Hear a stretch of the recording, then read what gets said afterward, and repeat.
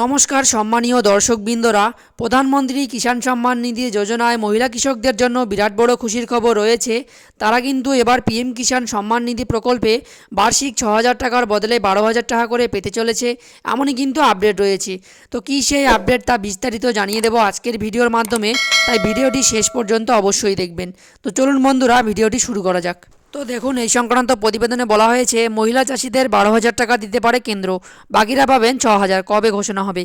তো দেখুন, নিচে বলা হয়েছে প্রধানমন্ত্রী কিষাণ সম্মান নিধির আওতায় আপাতত সবাই বছরে ৬,০০০ টাকা পান, তবে মহিলা কৃষকদের ক্ষেত্রে সেই আর্থিক অনুদানের পরিমাণ দ্বিগুণ করা হতে পারে, অর্থাৎ বছরে তারা ১২,০০০ টাকা পাবেন, যা লোকসভা ভোটের আগে নরেন্দ্র মোদী সরকারের গুরুত্বপূর্ণ সিদ্ধান্ত করা হতে পারে। কবে সেই ঘোষণা করা হতে পারে? তো বন্ধুরা, দেখতেই পাচ্ছেন মহিলা কৃষকদের কিন্তু অনুদানের পরিমাণ দ্বিগুণ করা হতে পারে, এমনই কিন্তু আপডেট রয়েছে। তো এরপর নিচে দেখে নিচ্ছি কবে সেই ঘোষণা হতে পারে। তো দেখুন, এখানে বলা হয়েছে এবার থেকে কি মহিলা কৃষকদের বছরে ১২,০০০ টাকা করে দেওয়া হবে। লোকসভা নির্বাচনের আগে কেন্দ্রীয় সরকার তেমনই ভাবনা চিন্তা করেছে বলে সূত্র উদ্ধৃত করে সংবাদ সংস্থা রয়টার্সের প্রতিবেদনে জানানো হয়েছে।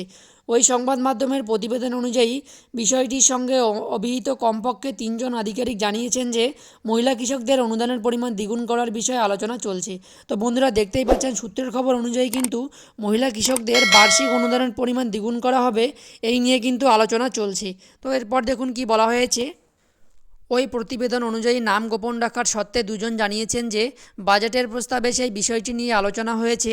আগামী ১ ফেব্রুয়ারি ভোট অন অ্যাকাউন্ট বা অন্তর্বর্তীকালীন বাজেটে সেই ঘোষণা করতে পারেন কেন্দ্রীয় অর্থমন্ত্রী নির্মলা সীতারামন। আর সেটা হলে কেন্দ্রীয় সরকারের কোষাগার থেকে বাড়তি কয়েক কোটি টাকা বেরিয়ে যাবে বলে ওই আধিকারিকদের উদ্ধৃত করে জানানো হয়েছে। তো বন্ধুরা, দেখতেই পাচ্ছেন যে আগামী ১ ফেব্রুয়ারি ভোট অন অ্যাকাউন্ট বা অন্তর্বর্তীকালীন বাজেটে এটি কিন্তু ঘোষণা করতে পারেন অর্থমন্ত্রী নির্মলা সীতারামন।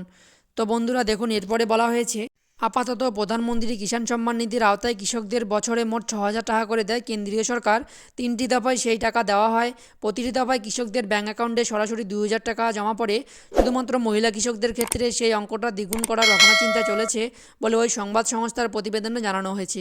ওই প্রতিবেদনে জানানো হয়েছে বিষয়টি নিয়ে কেন্দ্রীয় অর্থমন্ত্রক ও কৃষি মন্ত্রকের সঙ্গে যোগাযোগ চেষ্টা হলেও কোনো প্রতিক্রিয়া মেলেনি।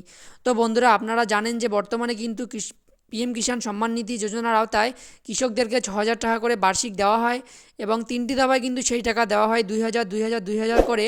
তো এবার কিন্তু মহিলা কৃষকদের সেই টাকার পরিমাণ বাড়িয়ে দ্বিগুণ করা হতে পারে বলে সূত্রের খবর।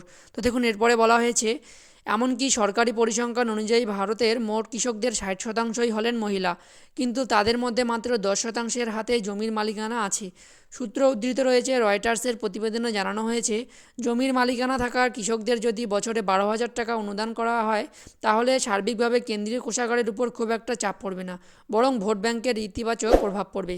তো দেখুন, এরপরে বলা হয়েছে জমির মালিকানা থাকা মহিলা কৃষকদের সংখ্যা কম হলেও সেই সিদ্ধান্ত নরেন্দ্র মোদী সরকারের জন্য অন্তত লাভজনক হতে পারে বলে সংশ্লিষ্ট মহলের মতে।